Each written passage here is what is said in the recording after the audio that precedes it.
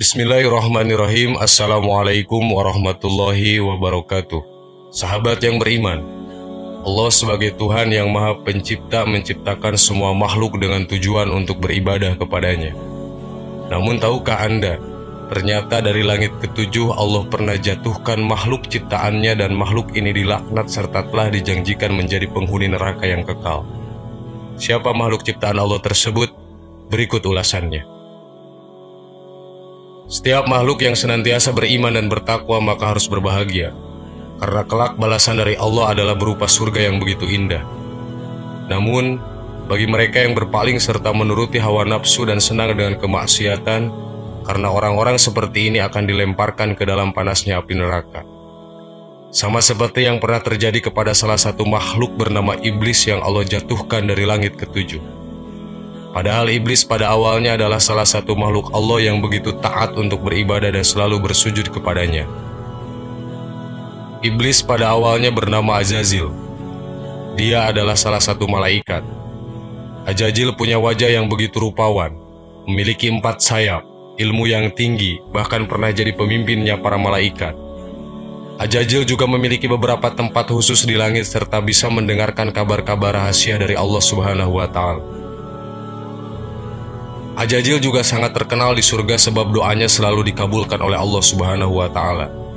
Karena semua hal ini, para malaikat lain pun kagum terhadap dirinya. Namun, semua itu berubah ketika Allah Subhanahu wa Ta'ala berfirman, A'udzubillahi minasyaitonirrajim. Bismillahirrahmanirrahim. Wa idzu qala rabbuka lil malaikati inni ja'ilun fil ardi khalifah. Qalu ataj'alu fiha ma yufsidu fiha wa yasfiku dima wa nahnu nusabbihu bihamdika wa nuqaddisu lak. Qala inni a'lamu ma la ta'lamun. Shadaqallahul adzim. Dan ingatlah ketika Tuhanmu berfirman kepada para malaikat, sesungguhnya aku hendak menciptakan seorang khalifah di bumi. Para malaikat berkata, mengapa hendak kau jadikan khalifah di bumi itu orang yang akan membuat kerusakan di dalamnya dan menumpahkan darah? Padahal kami senantiasa bertasbih dengan memujimu dan menyucikanmu. Tuhan menjawab, sesungguhnya aku mengetahui apa yang tidak kalian ketahui. Quran Surat Al-Baqarah ayat 30. Kemudian Allah menciptakan Adam sebagai manusia pertama. Allah juga memperagakan keistimewaan yang dimiliki oleh Adam. Hal ini membuat malaikat mengakui kelebihannya atas mereka. Kemudian Allah memerintahkan para malaikat untuk bersujud kepada Adam sebagai wujud kepatuhan dan pengakuan atas keagungannya. Semua malaikat pun patuh, kecuali Azazil yang enggan sujud kepada Adam. Lalu Allah Subhanahu wa Ta'ala berfirman, apakah yang menghalangimu untuk bersujud kepada Adam di waktu aku menyuruhmu? Menjawab iblis, saya lebih baik daripadanya. Engkau ciptakan saya dari api, sedang dia engkau ciptakan dari tanah. Quran Surat Al-A'raf ayat 12. Mendengar Azazil tersebut, Allah kemudian berfirman, turunlah kamu dari surga itu, karena kamu tidak sepatutnya menyombongkan diri di dalamnya. Maka keluarlah, sesungguhnya kamu termasuk orang-orang yang hina. Quran Surat Al-A'raf ayat 13. Karena tidak terima, iblis lalu menjawab, beri tangguhlah saya sampai waktu mereka dibangkitkan. Quran Surat Al-A'raf ayat 14. Allah berfirman, sesungguhnya kamu termasuk mereka yang diberi tangguh. Quran Surat Al-A'raf ayat 15. Iblis menjawab, karena engkau telah menghukum saya tersesat, saya benar-benar akan menghalangi mereka dari jalan engkau yang lurus. Quran Surat Al-A'raf ayat 16. Kemudian saya akan mendatangi mereka dari muka dan dari belakang mereka, dari kanan dan dari kiri mereka, dan engkau tidak akan mendapati kebanyakan mereka bersyukur atau taat. Quran Surat Al-A'raf ayat 17. Allah Subhanahu wa Ta'ala berfirman, keluarlah kamu dari surga itu sebagai orang terhina lagi terusir.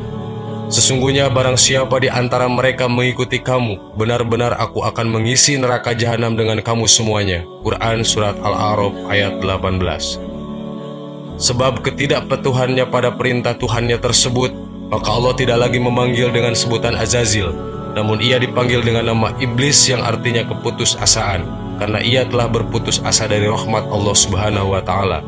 Tidak sekedar itu, Allah pun mengubah wajah iblis yang tadinya rupawan menjadi bentuk yang seburuk-buruknya rupa. Kepalanya seperti kepala unta, dadanya seperti daging yang menonjol di atas punggung, Wajah yang ada di antara dada dan kepala itu seperti wajah kera dan kedua matanya terbelah.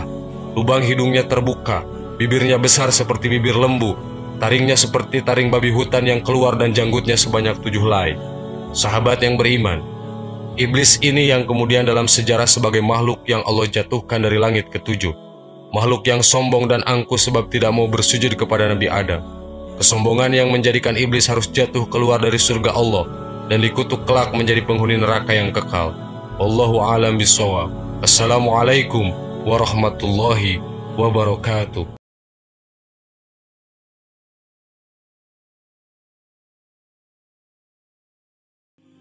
Bismillahirrahmanirrahim. Assalamualaikum warahmatullahi wabarakatuh.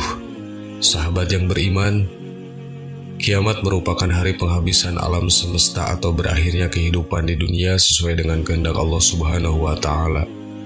Tidak ada yang mengetahui kapan pastinya kiamat tersebut akan terjadi.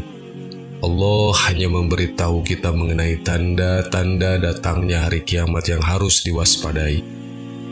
Gunung-gunung berjalan, langit terbalik dan bumi bergoncang. Orang yang hamil akan melahirkan bayinya. Orang yang menyusui lupa pada anak yang disusuinya. Anak-anak jadi ubanan. Matahari mengalami gerhana. Manusia lupa diri dan setan pun bingung. Allah Subhanahu wa Ta'ala berfirman, sesungguhnya goncangan pada hari kiamat adalah goncangan yang sangat besar. Quran Surat Al-Hajj ayat 1. Hari kiamat adalah kepastian yang akan datang jika tiba saatnya. Tidak ada satu orang pun yang tahu kapan kiamat itu datang. Bahkan manusia paling mulia sekalipun Nabi Muhammad SAW juga tidak tahu kapan kiamat akan datang. Ketika datang hari itu, maka tidak ada seorang pun yang bisa bersembunyi menghindari kiamat. Begitu juga dengan iblis yang sering melakukan dosa semasa hidupnya. Pada hari kiamat kelak, semua makhluk yang bernyawa akan mengalami kematian dan tidak ada satupun yang bisa menyelamatkan diri. Lantas, bagaimanakah dengan makhluk ciptaan Allah lainnya seperti para iblis? Apakah mereka akan mati pula saat hari kiamat itu tiba? Berdasarkan kitab karya agung dari Imam Abdurrahim, ketika hari kiamat tiba, iblis dan bala tentaranya juga akan mengalami yang namanya kematian. Lalu bagaimana proses sakaratul maut yang akan dialami oleh iblis? Berikut informasinya. Allah Subhanahu wa Ta'ala berfirman, hai malaikat maut, sesungguhnya aku menciptakan bagimu sebanyak bilangan orang-orang yang pertama sampai yang terakhir sebagai pembantu. Dan aku menjadikan untukmu kekuatan langit dan bumi. Dan sesungguhnya hari ini aku memberimu pakaian kemurkaan. Maka turunlah dengan kemurkaanku dan cambukku pada iblis yang terlaknat. Maka timpakanlah kematian kepadanya dan bawalah padanya pahitnya kematian orang-orang dari yang pertama sampai yang terakhir dari manusia dan jin dengan berkali-kali lipat. Dan bawalah besertamu 70.000 malaikat Jabaniyah, beserta setiap malaikat sebuah rantai dari neraka lazza. Lalu malaikat maut memanggil para malaikat untuk membuka pintu-pintu neraka. Maka turunlah malaikat maut dengan rupa yang sangat menakutkan dan menyeramkan. Setelah sampai di hadapan iblis, malaikat maut menangkapnya hingga pingsan. Iblis menjerit dengan jeritan yang seandainya seluruh penghuni langit dan bumi mendengarnya, maka pingsanlah mereka sebab jeritan iblis tersebut. Seperti yang diketahui bahwasannya iblis dan bala tentaranya meminta keringanan kepada Allah Subhanahu wa Ta'ala agar ditangguhkan kematiannya hingga hari kiamat kelak. Saat hari kiamat kelak, iblis akan mengalami saat-saat yang begitu menyakitkan. Tatkala kiamat tiba, maka itu akan menjadi saat-saat yang sangat menyakitkan ketika malaikat maut mendatanginya dan mencabut nyawanya dengan sangat kasar sekali. Pada saat hari kiamat nanti, malaikat maut akan membentak kepada iblis, berhentilah kamu iblis laknatullah, rasakanlah kepedihan kematian sebagaimana yang dirasakan oleh orang-orang yang engkau sesatkan dalam beberapa abad selama engkau hidup, dan inilah hari yang ditentukan oleh Allah Subhanahu wa Ta'ala terhadap kamu. Maka kemanakah kamu hendak lari? Maka larilah iblis ini ke arah timur, dan ketika sampai di timur, malaikat maut sudah berada di sana. Iblis pun berlari ke arah barat dan malaikat maut pun sudah berada di sana. Kemanapun iblis lari, maka malaikat maut selalu ditemuinya. Di saat inilah iblis merasa begitu ketakutan. Ia mencoba berlari untuk menghindari malaikat maut tersebut, namun kemanapun iblis itu menghindar, malaikat maut selalu saja bisa menemukannya. Lebih ringan cahaya daripada api antara bahan pembuatan malaikat dan iblis, sehingga malaikat selalu lebih cepat daripada kecepatan iblis. Tidak ada satu tempat pun yang bisa dijadikan sebagai persembunyian pada saat hari kiamat kelak. Kemudian iblis mencoba lari ke makam Nabi Adam alaihissalam dan berkata, "Karena kamulah aku mendapat laknat." Dalam sekejap, malaikat maut telah sampai terlebih dahulu di hadapan iblis. Kemudian iblis bertanya, "Minuman dan siksaan apakah yang akan ditimpakan terhadapku?" "Kamu akan diberi minum dari neraka lazza. Siksa yang kamu terima serupa dengan siksa ahli neraka, tapi berlipat ganda." Mendengar ucapan malaikat maut tersebut, iblis pun jatuh berguling-guling ke tanah sambil menjerit sekuat-kuatnya. Ia kemudian berlari-lari ke arah barat, ke timur, dan akhirnya sampai ke sebuah tempat di mana dia pertama kali diturunkan.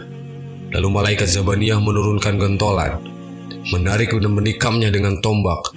Maka iblis itu pun mengalami naza atau proses pencabutan nyawa dan sakaratul maut yang teramat menyakitkan. Pada saat itu, bumi bagaikan bola api karena dikerumuni oleh malaikat Jabaniyah yang menikam dengan bebatuan dari neraka, sehingga iblis merasakan siksa sakaratul maut yang amat sangat pedih dan menakutkan. Pada saat itu dipanggillah Nabi Adam alaihissalam dan istrinya Siti Hawa agar melihat iblis sekarat. Nabi Adam alaihissalam lantas memanjatkan doa, "Ya Allah, sesungguhnya Engkau telah menyempurnakan nikmat-Mu kepada kami." Demikianlah informasi mengenai sakaratul maut yang akan dialami oleh iblis dan bala tentaranya pada hari kiamat kelak.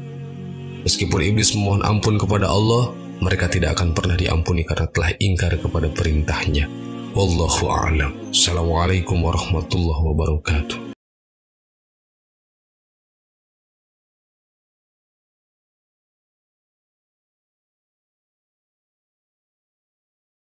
Subhanallah